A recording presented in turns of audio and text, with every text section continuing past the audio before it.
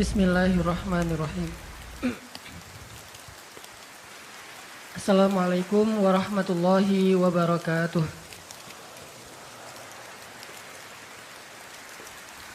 Alhamdulillahi alladzi hadana li hadza wa ma kunna linahtadiya laula an hadanallah.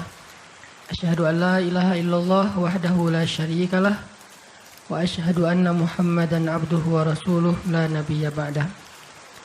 Radina billahi rabba wa bi Muhammadin nabiyya wa bil islami dina. Teman-teman yang dirahmati Allah Subhanahu wa taala, kita malam ini bahas tentang keep happy. Gimana caranya biar kita selalu tenang menghadapi masalah? Biar tenang ketika kita tahu nilai kita kayaknya anjlok. Biar tenang pas kita tahu judul kita ditolak. Lamaran juga sama di hari yang sama lah gitu. Pagi judul ditolak, malam lamaran ditolak. Selama Allah nggak nolak kita kan masih aman nih. Karena apa yang di sisi Allah lebih baik. Gimana caranya kita biar nggak panikan ketika ada masalah. Walaupun sedih, itu fitrah manusia sedih. Cuman ada yang sedihnya wajar, ada yang sedihnya sampai berlarut-larut atau putus asa. Bentuk keputusasaannya macam-macam. Ada yang putus asa dengan bunuh diri, loncat dari jembatan, ternyata nggak meninggal, gagal bunuh diri gitu kan. Ada yang putus asanya dengan cara ngelakuin perbuatan dosa, kayak mencuri atau udahlah saya mah nggak mau peduli lagi dengan hal haram, yang penting saya ambil aja semua proyek gitu. Nah, ini putus asa. Ada yang putus asa dengan nggak mau lagi bertaubat. Dia ngerasa aduh kayaknya saya nggak pernah nasuhan nih taubatnya. Taubat ulangi lagi, taubat ulangi lagi. Kenapa kita berputus asa minta ampun ke Allah, padahal Allah nggak pernah putus asa mengampuni kita? Kan aneh nih. Allah tuh nggak pernah putus asa mengampuni kita, nggak pernah bosan menerima taubat kita. Allah nggak pernah bilang, lo datang ntar pasti besok buat lagi. Enggak. Padahal Allah maha tahu kita mungkin besok masih ngelakuin dosa yang sama. Asal kita datang, Allah langsung terima. Seolah-olah Allah tuh kayak husnuzon banget sama kita. Walaupun pastinya Allah tahu tentang apa yang akan kita lakukan di masa yang akan datang. Ini artinya kenapa seseorang jadi putus asa, jadi berhenti untuk mencoba, jadi tidak lagi berharap apa-apa, jadi pesimis, jadi tidak survive dalam masalah, jadi penuh khawatir menghadapi hidup. Ada masalah dikit kayaknya udah kiamat dunia, padahal kuota habis doang nih. Langsung, aduh kuota habis jam 11 malam. Biasanya kan jam 11 itu jam chatting tuh sampai jam 1. Atau jam 11 malam kuota habis, padahal tadinya pengen ngebangunin dia. Iya dia gitu kan. Jam 2. Gampang pakai aja kuota doa. Ya Allah bangunkanlah dia. Tiba-tiba dia tetap bangun. Dia bangunin kita akhirnya. Ini bisa aja terjadi. Yang jelas gimana sih cara biar kita keep happy, tetap bahagia walaupun gak bisa jalan-jalan jauh. Tadinya pengen jalan sama teman-teman, ternyata duitnya gak cukup. Kita lihat teman-teman kerjanya traveling aja. Ke Lombok, ke Batu Karas. Kerjaannya keliling aja. Dan kita aduh pengen juga ngeliat pantai misalnya, ke gunung, touring sama teman-teman. Ternyata tapi saya nggak punya motor, saya nggak punya uang, saya nggak punya waktu dan seterusnya. Bisa nggak kita tetap bahagia seperti mereka walaupun nggak ngerasain pengalaman-pengalaman asik seperti yang mereka rasain? Gimana caranya biar ketika kita sujud itu sama nyamannya dengan ketika kita tidur di atas pangkuan istri? Belum ya? Gak tahu sih rasanya. Pokoknya itu keren banget loh. Salah satu yang bikin saya kalau gak bisa tidur itu tipsnya adalah tidur di atas pangkuan istri. Langsung tidur. Cuman masalahnya susah bangun. Nah ini nih, gimana caranya kalau kita sujud rasanya senyaman itu? Gimana caranya? Bukankah kita selama ini mungkin, kita atau saya lah, pas sujud pengen cepat bangun. Gimana caranya sujud nggak bangun-bangun? Pas kita sujud, aduh pengen lama gitu sujudnya teh. Terutama kalau sholat sendiri. Kalau sholat jamaah memang nggak boleh. Kenapa? Karena hajat orang beda-beda. Nabi kalau sholat jamaah mah standar-standar aja. Tapi giliran sholat sendiri itu sampai orang kewalahan ngikutin Nabi. Dan itu bukan cuma Nabi, sahabat juga kayak gitu. Siti Aisyah, istri Nabi itu. Siti Aisyah itu pernah sholat duha kurang lebih 4 jam. Itu cuma baca 1 ayat doang loh. Famanallahu alaina wa waqana adzabas samum. Dia baca sendiri, agak keras karena dia di dalam rumah sendiri. Lewat seorang sahabat, lewatin rumah Aisyah mau ke pasar, mendengar oh Aisyah lagi sholat. Famanallahu alaina wa waqana adzabas samum. Nangis. Akhirnya sahabat ini pergi ke pasar. Dia belanja segala macam, balik lewat lagi rumah Aisyah. Setelah kurang lebih 2 jam. Pas dia lewat lagi rumah Aisyah, dia masih mendengar Aisyah membaca kalimat Famanallahu alaina wa waqana adzabas samum. Nangis lagi. Jadi 1 rakaat dengan 1 ayat itu bisa 2 jam, 3 jam yang dilakukan oleh para sahabat. Kenapa kok betah banget? Sama kayak kita betah banget nonton film, betah banget dengerin musik kesukaan kita, diulang-ulang lagu yang sama kan ya. Mungkin 1 lagu itu durasinya sebutlah 2,5 menit, 2,5 menit. Tapi diulang-ulang bisa sampai setengah jam mendengar lagu yang sama. Bukan 1 album, 1 lagu. Kenapa kita betah? Nah gimana caranya kita juga dapat kebetahan kayak gitu ketika dengerin bacaan Al-Quran. Ketika kita membaca Al-Quran sendiri. Ketika kita sholat. Sampai ada istri Nabi sholat sambil ngikat badannya di dinding. Jadi dia bikin tali ke dinding gitu. Terus dia ikat badannya. Sehingga kalau dia udah gak kuat lagi, dia bersandar dengan ikatan tali di badannya. Saking lamanya berdiri sholat. Coba bayangin, berarti kan semalaman tuh. Kalau udah gak kuat, dia berdiri itu sambil badannya keikat di tali. Dan Nabi melihat itu menangis karena melihat kesungguh-sungguhan para sahabat dan sahabiat dalam beribadah kepada Allah. Dan itu bukan paksaan siapapun. Nabi gak pernah maksa kayak gitu. Mereka sendiri berinisiatif.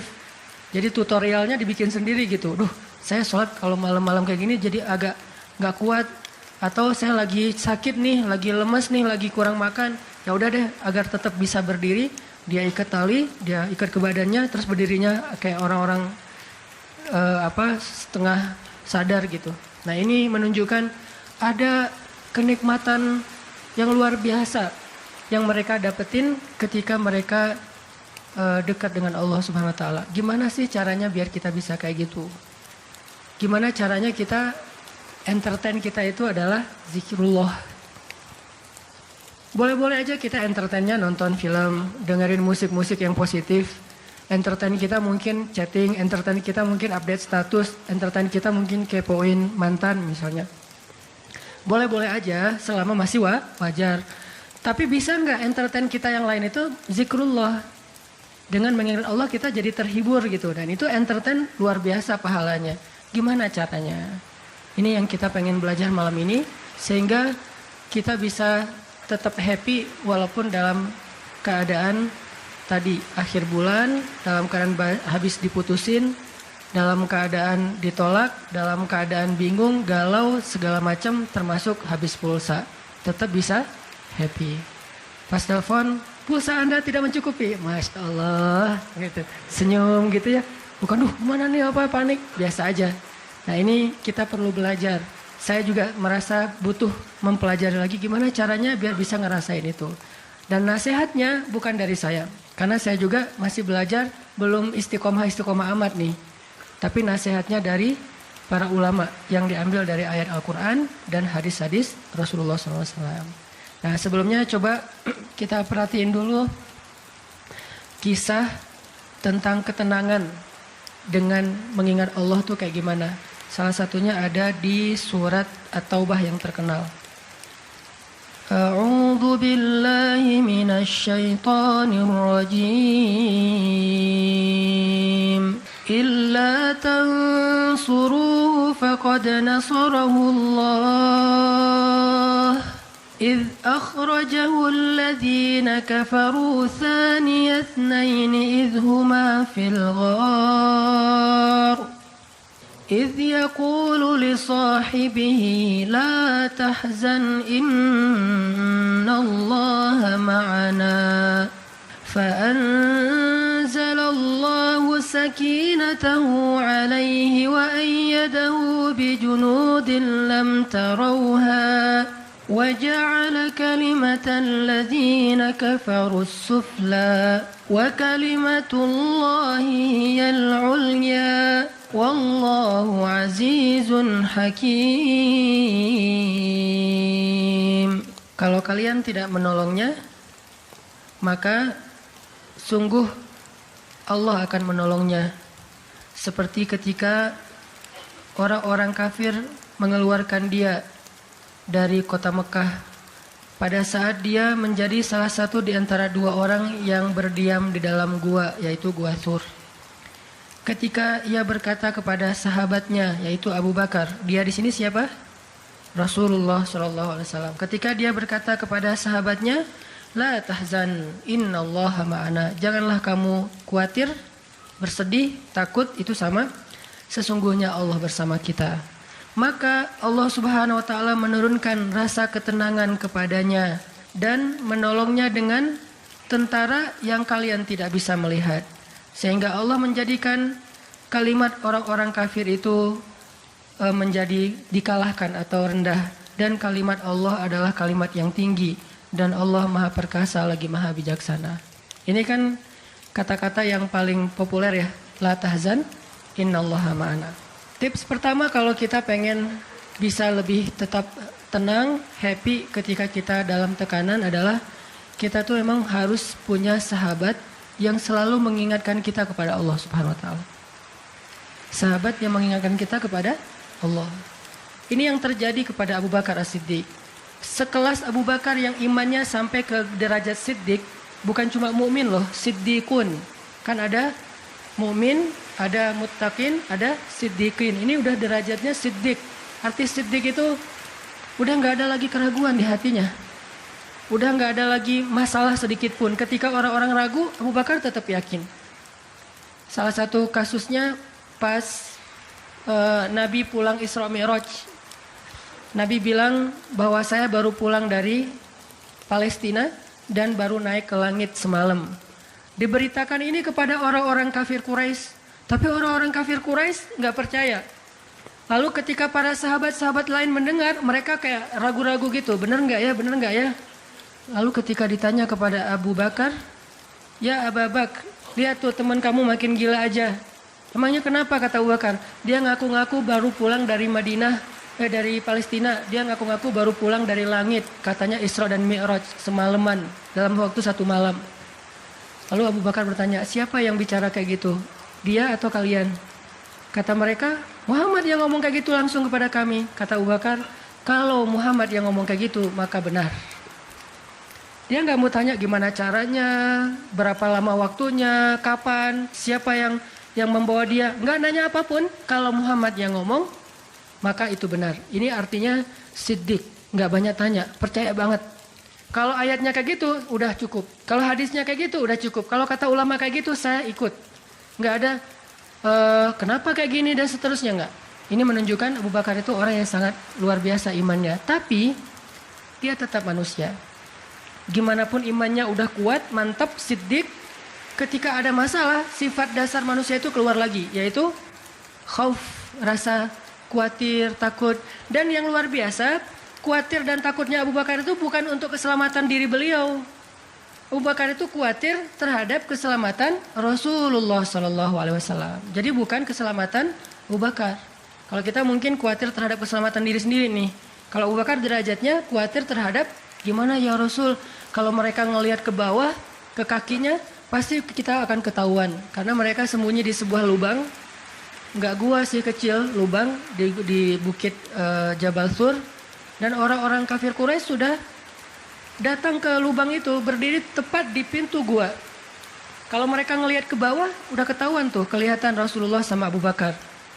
Sehingga Abu Bakar berkata, ya Rasulullah, kalau mereka ngelihat kita sedikit aja ke bawah kaki mereka, mereka akan menemukan kita. Gimana ini ya Rasul? Saya khawatir terhadap keselamatanmu. Apa kata Nabi? Ya Abu Bakar, ma dhannuka bithnain, Allahu salisuhuma. Wahai Abu Bakar, kenapa kamu pikir kita cuma berdua? Allah yang ketiga di antara kita. Baru la tahzan, innallaha ma'ana. Jangan khawatir, Allah bersama kita. Kata-kata ini kalau diucapkan oleh orang solih pada waktu yang tepat ketika kita ngalamin satu masalah besar, itu akan luar biasa memberikan efek ketenangan buat kita. Tapi waktu yang tepat. Kalau normal-normal aja kayaknya agak kurang ngaruh nih. Makanya kata-kata kayak gini itu timingnya tuh harus pas. Dan yang mengatakan orang yang memang punya aura kesolehan yang luar biasa. Sekelas Rasulullah kurang apa? Itulah sebabnya kenapa kita harus punya banyak. Atau setidaknya kita punya seorang sahabat, seorang teman yang solih, yang sering mengingatkan kita. Minimal istri. Kenapa? Karena kalau kita galau dalam urusan kerjaan, nanti pas kita pulang ke rumah, yang akan bilang la tahzan innallaha ma'ana adalah pasangan kita. Dengan nada yang lembut, dengan senyum yang khas, dengan dekapan yang mungkin penuh kasih sayang, itu benar-benar bisa bikin kita tenang. Gak tahu tenang karena kata-katanya atau dekapannya nih, enggak. Saya juga bingung. Dua-duanya kali ya. Dia bilang la tahzan ya azizi. Panggilan buat suami bahasa Arabnya yang lembut tuh azizi. Bukan al-aziz ya. Al-aziz mah nama orang. La tahzan ya azizi atau ya habibi atau ya albi. Albi itu artinya jantungku. Jangan dipakai deh, biar saya aja yang pakai itu. La tahzan.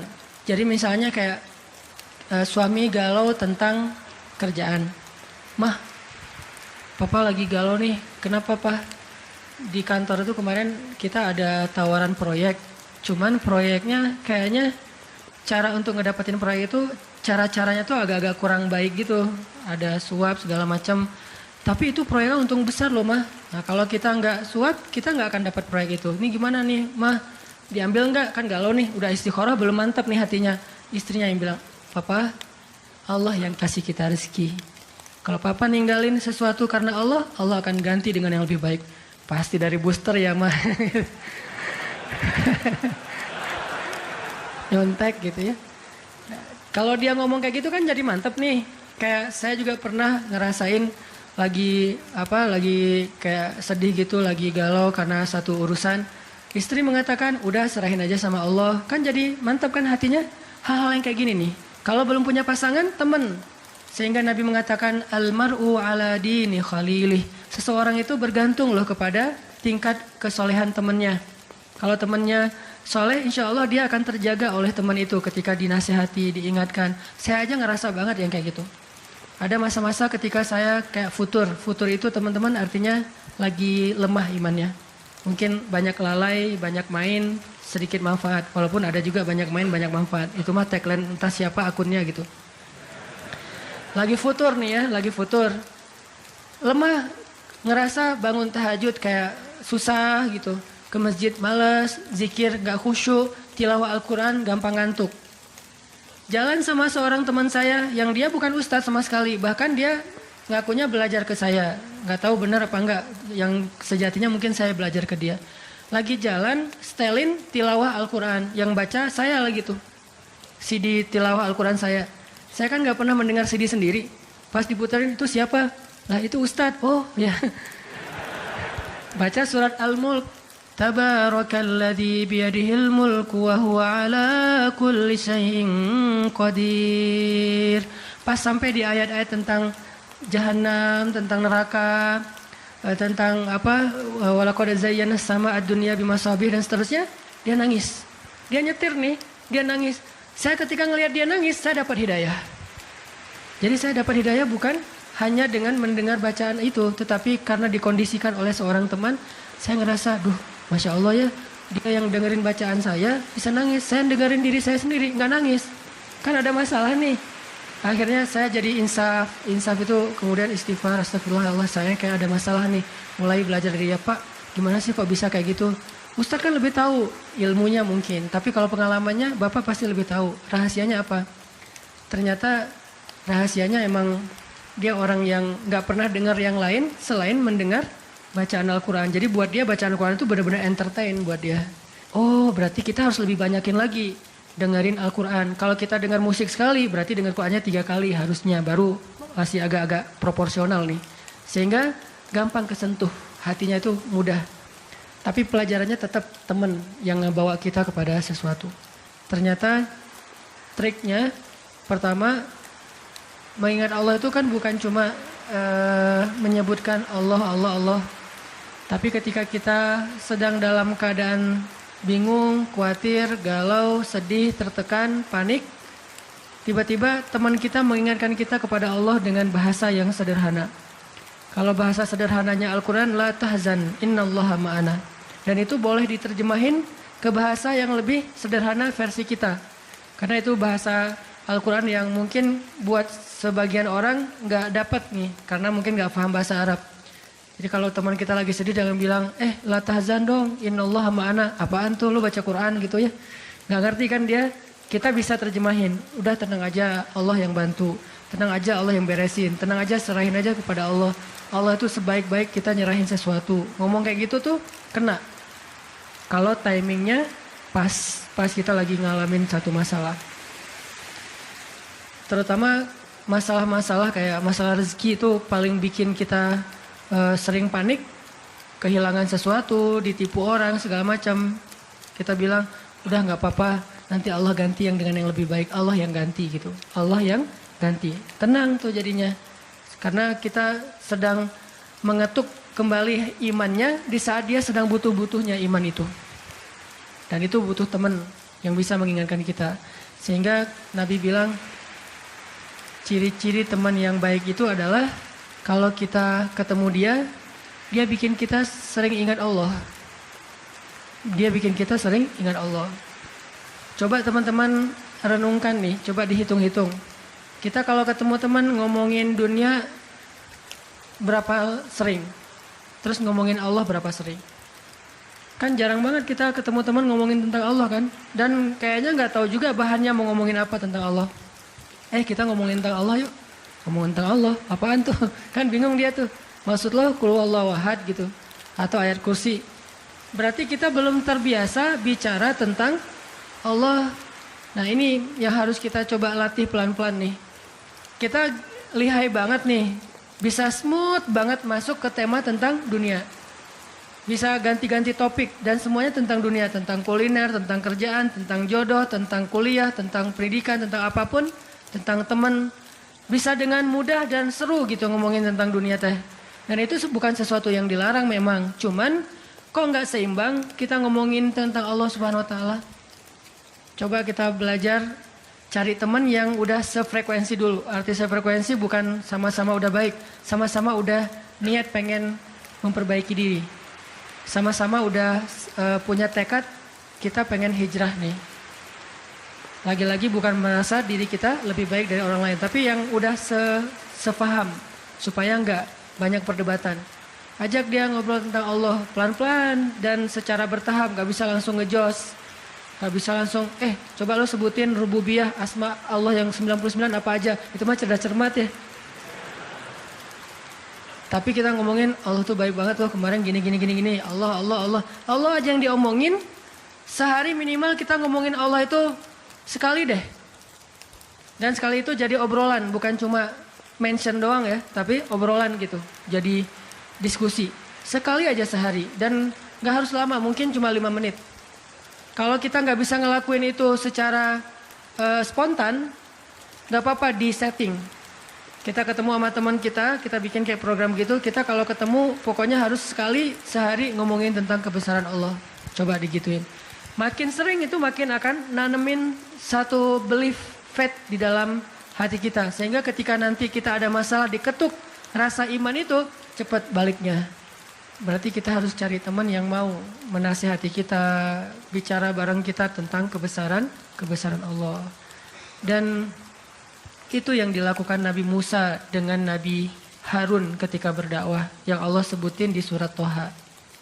Nabi Musa mau berdakwah kepada Fir'aun, minta teman supaya bisa mengingat Allah ketika lagi dalam keadaan marah. Soalnya Musa tahu, Musa itu orangnya marah.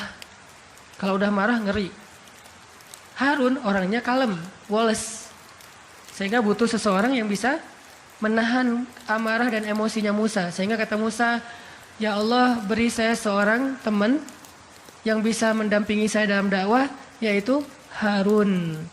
Kay nusabbihaka katsira wa nadhkuraka katsira. Supaya kami sering bisa mengingat engkau. Artinya kalau Musa sendiri marah, lupa sama Allah.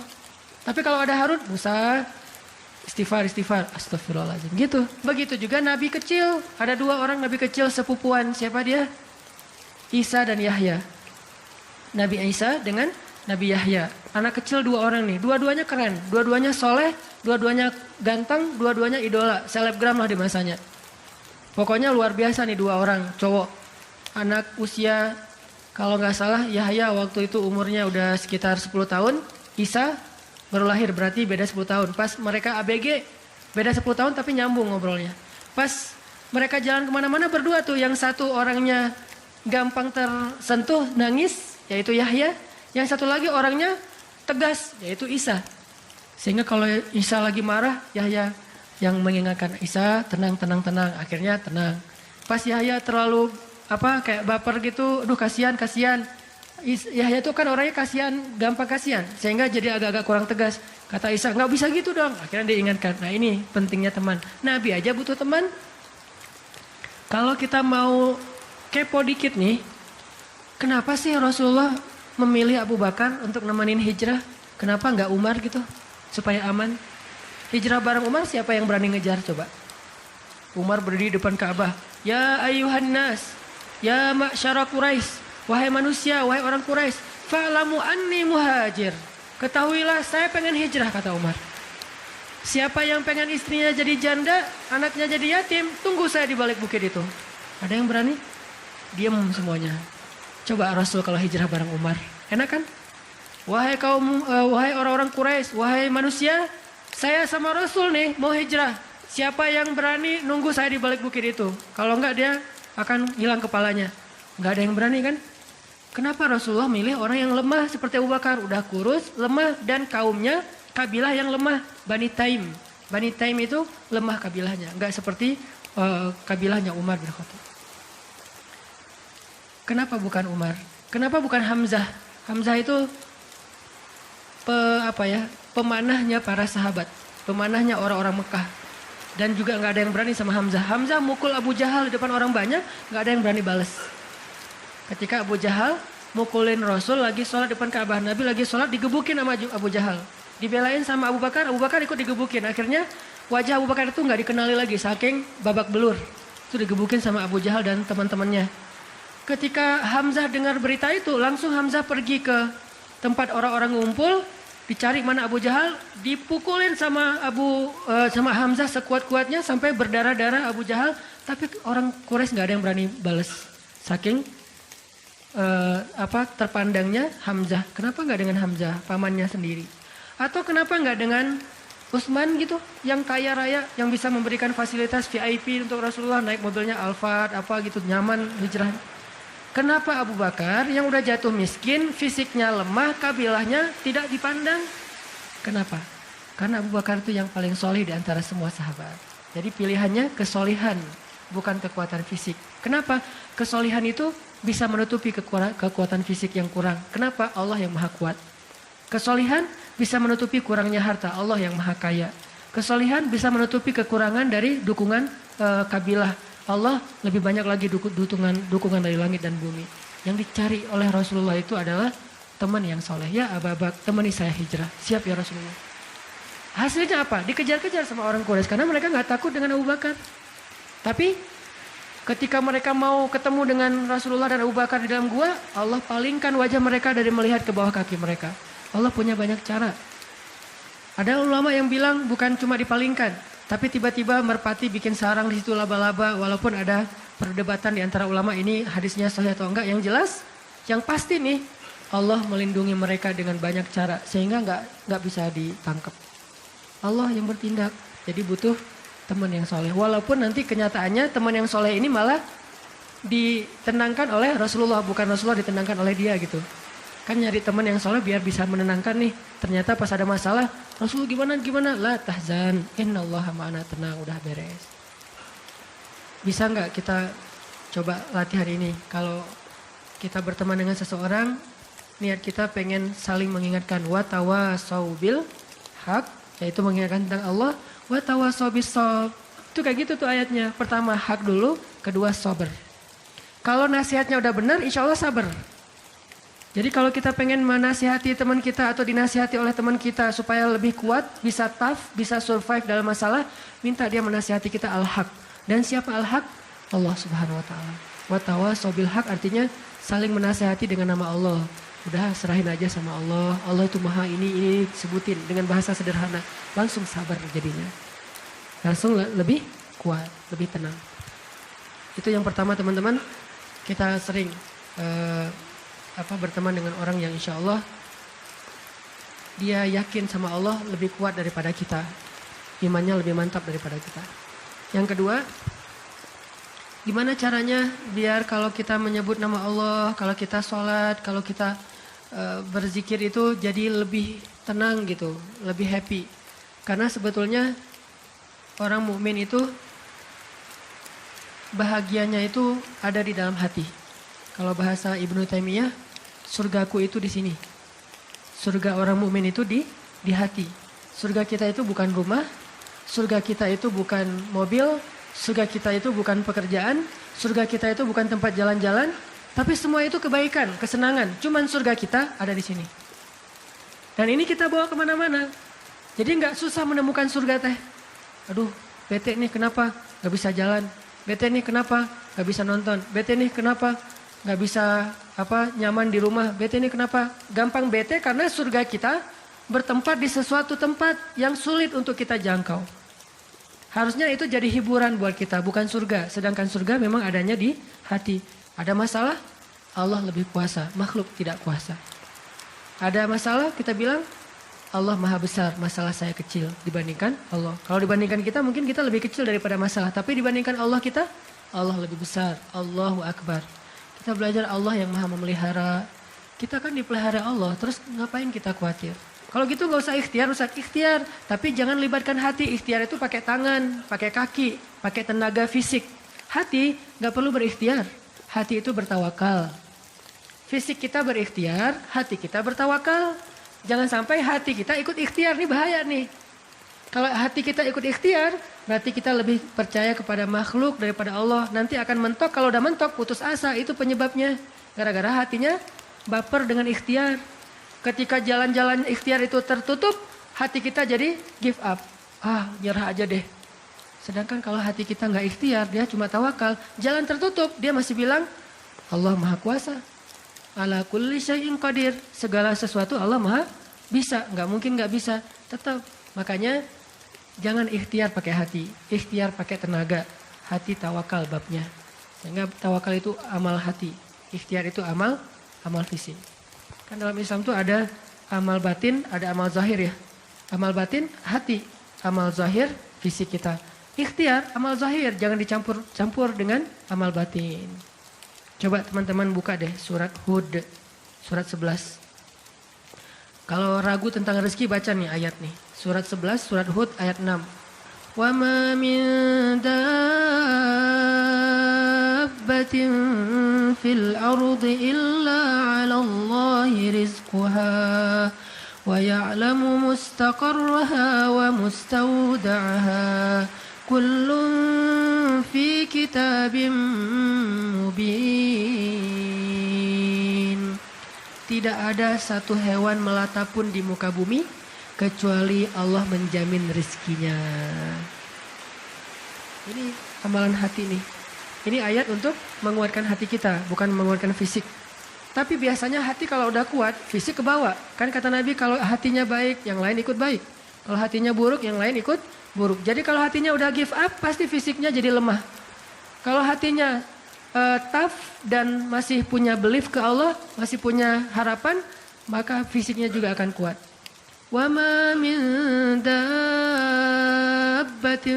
fil ardi illa 'ala Allahi rizquha wa ya'lamu mustaqarraha wa mustawda'aha. Allah tahu di mana rezeki kita disimpan. Allah tahu kemana kita akan membelanjakan rezeki itu. Semuanya tertulis di dalam kitab yang jelas. Allah yang tahu. Allah yang menjamin. Nggak ada yang nggak dijamin rezekinya. Makanya saya pernah cerita tuh dulu. di mall sebelah. Saya sama istri habis kajian di sini atau sebelum kajian di sini sebelum maghrib sempat mau belanja dulu, belanja di supermarketnya di bawah, lantai bawah. Dari lobi kita mau ke bawah itu cari eskalator kan ya, belok kanan cari eskalator. Ternyata salah ngambil jalan. Kita habis belok kanan langsung belok kiri. Harusnya kalau belok kanan lagi sekali lagi langsung eskalator turun tuh. Pas karena kita belok kiri, akhirnya kita muter. Gara-gara muter, ngelewatlah sebuah stand baju kaos yang lagi diskon. Wih, diskon 50%. Akhirnya saya sama istri masuk. Ternyata lucu-lucu juga buat anak gitu. Alhamdulillah akhirnya kita beli 2 helai. Baru setelah itu kita jalan lagi, cuma beberapa meter, masuk eskalator turun. Siapa yang telah menggerakkan kaki saya sampai salah jalan? Sehingga saya harus muter. Dan akhirnya masuk ke stand itu. Alallahi rizquha. Allah yang menjamin rezeki. Kayak gitu cara Allah menskenariokan. Kalau saya ngambil jalan kanan, mungkin saya nggak akan masuk ke toko itu. Berhubung saya ngambil jalan kiri, akhirnya muter, masuklah ke toko itu. Allah punya banyak cara. Kenapa kita khawatir dengan stand orang lain yang mungkin lebih dekat ke pintu, lebih dekat kepada stage yang di tengah kalau bikin event segala macam. Kenapa? Kita udah ikhtiar, dapatnya cuma ini. Kayak lagi ada event, kayak festival gitu, kayak ada bazar, kita punya banyak stand. Stand kuliner kita paling pojok, dekat toilet. Stand kuliner teman-teman kita tuh paling depan. Dan di situ stage banyak acara tausiah segala macam. Oh, kayaknya di situ lebih laku. Belum tentu juga. Bisa jadi pada waktu itu banyak orang yang sakit perut atau apa akhirnya ya lewat. Aduh, ini kayak seru juga nih di sini nih, makan di sini. Gak usah jauh-jauh sambil nunggu makan. Allah yang punya cara. Saya kan pernah cerita kesasar sampai ke Cirebon. Kenapa kesasar? Ada suatu hari Minggu kayak lagu. Ada satu hari Minggu nih, bingung kita pengen keluar sama keluarga, sama anak-anak. Kita keluar yuk, saya bilang ke anak-anak. Hayu, kata anak-anak. Kemana? Ke Kota Baru aja. Di situ kan ada jam matahari tuh. Kita lihat jam matahari. Hayu, naik mobil, masuk tol nih. Pas sudah masuk tol Pasteur, berubah pikiran. Terlalu dekat, gak berasa liburan ya? Ya, terus mau kemana? Ke Jakarta aja yuk, ke Ancol. Ada pantainya. Oh, ayo ke Dufan. Jalan akhirnya nggak jadi belok pada larang, lurus. Niatnya ke Ancol. Sebelum Cikampek berubah lagi pikiran. Ancol mah pantainya gitu-gitu aja ya, nggak pernah ya. Terus gimana dong? Cari pantai baru deh yang di daerah Indramayu, Cirebon gitu. Siapa tahu ada yang lebih bagus yang masih virgin. Boleh, keluarlah Cikampek. Waktu itu belum ada tol Cipali ya. Keluar Cikampek. Akhirnya nyisir Subang, Indramayu, nggak dapat pantai yang kita nyaman nih. Berhenti sebentar, nggak nyaman, ini banyak sampah. Akhirnya jalan lagi, sampai dari pagi keluar asar makan empal gentong di Cirebon. Siapa yang mendatangkan saya ke warung empal gentong itu? Pas kita masuk, orangnya bahagia banget gitu. Kelihatan kalau dari pagi itu belum ada yang datang, belum ada pelanggan, sepi warungnya. Karena tempat parkirnya agak nyaman, langsung parkir di situ, makan empal gentong, dan ternyata enak, kita bungkus. Orangnya tuh, alhamdulillah nih datang dari pagi belum ada yang datang, senang gitu. Dan saya bilang, Pak, tahu nggak saya dari mana? Dari mana? Dari Bandung. Mau kemana emang? Nggak kemana-mana. Muter. Jadi kita cuman dari Bandung cuma pengen makan empal gentong di Cirebon ujung-ujungnya. Pulang sampai ke Bandung jam 10 malam, macet lagi tuh di Sumedang karena ada perbaikan jalan. Cuman pengen makan empal gentong, ngasih rezeki ke orang di Cirebon, kayak gitu banget tuh caranya tuh, coba lihat cara Allah. Oh, yakin nih sama Allah. Allah bisa banget ngedatangin. Kalau ini terjadi kepada orang lain, berarti kalau saya cari rezeki bisa juga caranya kayak gitu. Allah kan punya banyak cara. Cuman kadang-kadang atau seringnya kita nggak tahu cara itu, tahu hasilnya doang nih. Tiba-tiba dapat. Sesederhana itu kita berpikir, akhirnya sesederhana itulah syukur kita ke Allah. Kalau kita tahu gimana rumitnya rezeki itu datang ke kita, kita akan syukurnya lebih pasti tuh. Masya Allah ya, Allah ngedatangin rezeki ke saya tuh gitu-gitu amat. Sampai ada orang yang kesasar sekeluarga, bingung gitu. Tapi kan dia, kalau saya nggak cerita dia nggak akan tahu. Dia pikir cuma orang yang memang tinggal di Cirebon atau emang lagi jalan lewat kebetulan mampir. Artinya karena dia nggak tahu prosesnya, rasa syukurnya juga sederhana. Sama kayak kita nggak mensyukuri masakan istri kita kalau yang udah punya. Istri itu masak tuh rempong loh dari pagi, wah sampai ganti lagi. Kita nggak tahu ya, mungkin istri kita baru belajar masak, gagal 2 kali loh. Itu yang ketiga tuh. Nggak enak pula. Udah gagal 2 kali. Dan kita pikir cuma masak sayur gini doang mah, sayur bening mah gampang. Kita kan nggak tahu prosesnya. Sehingga apresiasi kita juga ya segitu-gitu aja. Kalau kita tahu prosesnya, walaupun cuma sayur bening sama telur ceplok, kita akan peluk istri kita, mah makasih banyak ya, mama udah berkorban banget buat papa. Mah hari ini makanan terenak sepanjang hidup papa loh mah. Kenapa ngomong gitu? Karena tahu prosesnya. Gitu juga kita ke Allah. Karena kita nggak tahu proses rezeki itu Allah setting sampai datang ke kantong kita. Kita kayak ya alhamdulillah gitu doang. Tapi kalau kita tahu Masya Allah ya Allah alhamdulillah atas semua nikmat yang kau berikan, puji-puji Allah. Artinya teman-teman kalau galau tentang rezeki dari Allah, tentang pekerjaan, tentang kuliah segala macam termasuk tentang jodoh, coba baca ayat 6. Semua Allah yang jamin. Ini bab hati ya, lagi-lagi bab hati. Ikhtiar mah jalan aja terus, tapi hati Allahi rizquha, Allah yang menjamin. Itu baru jadi tenang nih mengingat Allah, tetap happy gimana-gimana juga. Dan ini ditaraddud, diulang-ulang. Coba diulang-ulang nih ayatnya. Jadikan salah satu ayat favorit. Kalau kita lagi galau langsung baca ayat ini berulang-ulang sendiri kalau bisa. Baca dulu terjemahannya, hafal. Kalau udah hafal terjemahannya tinggal baca ayatnya berulang-ulang. Sebelum tidur mungkin kalau yang paling tenang. Kalau khawatir nggak bangun tahajud ya udah sebelum tidur baca. Wa ma min dabbatin fil ardi illa 'alallahi rizquha. Diulang. Itu beda banget loh rasanya. Belajar untuk mentafakuri kebesaran Allah sehingga kalau kita nanti ada masalah mengingat Allah lebih mantap. Jadi dua ya, satu teman, kedua sering-sering tafakur. Wa yatafakkaruna fi khalqis samawati wal ard. Tafakkur. Dan sebetulnya teman-teman ya, kalau kita mau lebih persis nih, sholat duha itu ya, emang sholat tafakur sebetulnya. Dulu para sahabat atau para anbiya, sholat duha itu di tempat terbuka. Di bukit, di kebun gitu. Sholat duha itu di tempat-tempat alam terbuka. Jadi benar-benar untuk tafakur alam. Sholat duha itu fungsinya untuk itu sebetulnya. Walaupun boleh banget dilakuin di dalam ruangan, di masjid, di rumah, di kantor. Boleh banget di kampus. Tapi kalau kita ada kesempatan sesekali, coba deh. Sengaja ngapain touring ke atas misalnya, ke Lembang, pengen duha. Dan duduk sendiri, jangan berjamaah.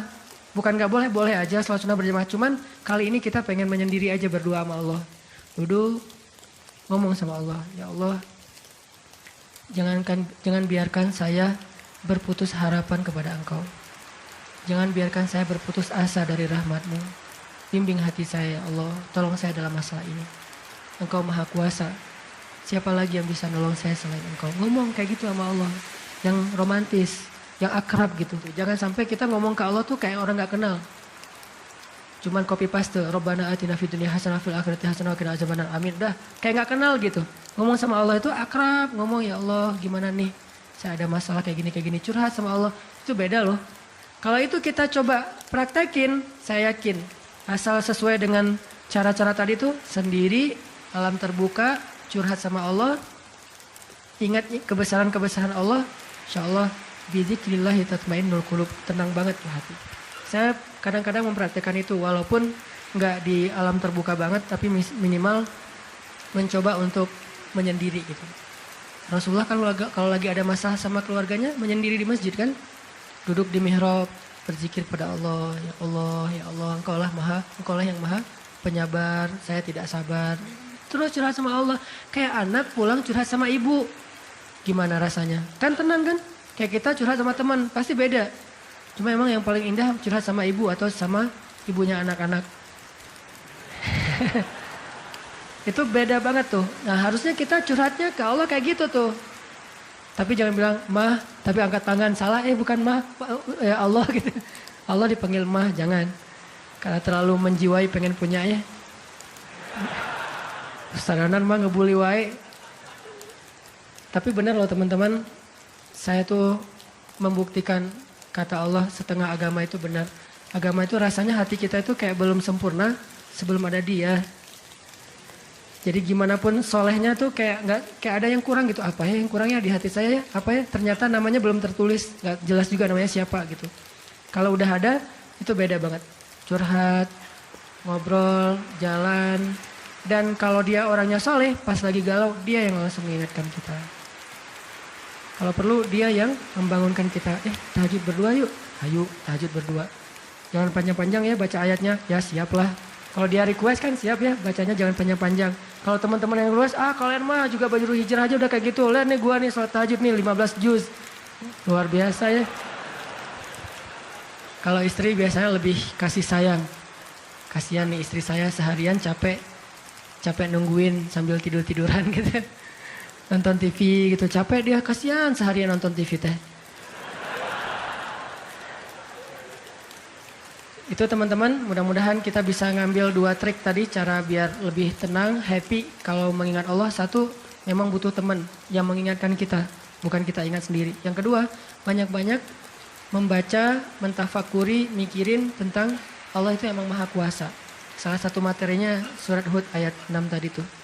Makin kita yakin sama Allah, begitu kita ingat Allah, itu makin lebih ngaruh ke